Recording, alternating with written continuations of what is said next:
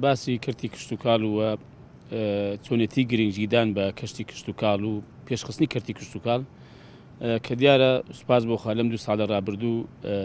کردی کشت و کاڵ گەشەکردن و بەرەو پێشچوونێکی باشی بەخۆ بینیوە، بەڵام دیارە کۆمەڵە گرفتیشمان هەیە. گرفتمان هەیە لە سنوورەکانمان کە هاوردەیەکی زۆر و زۆر بە قاچاغ دێت هەرێمی کوردستان، وەزێ دەڕۆیمان هەیە بۆ سەرزەوی کشت و کاڵی لە هەرێمی کوردستان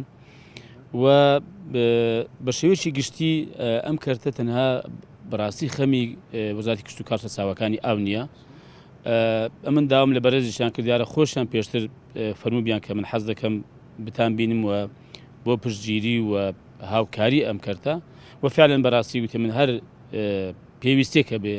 و هەر هاوکاری پشتگیریەک پێویست بێ بۆ کردی کشت و کاڵ و بەرەو پێشبردننی ئێمە هاوکار دەبین و دەستخۆشی هەبوو بەڕاستی گوتی هەز دەکەین ئەم کەرتە تۆزە گەشاوەتەوە بەرەو پێش سووە و ئێمەش بەڕاستی کۆمەڵی داواکاری بوو عەرزمان کرد و بە خۆشحاڵی وتی من لە هەمووی هاوکار دەبم و دیارە خۆشی چەند پێشنیارێکی کرد. ئێمەش پێشنیارەکان هێندێکی پێشتر جێبەجێ بۆ هێندیش بەسەر چاو ئێمە بەدوازنی بۆ دەکەین.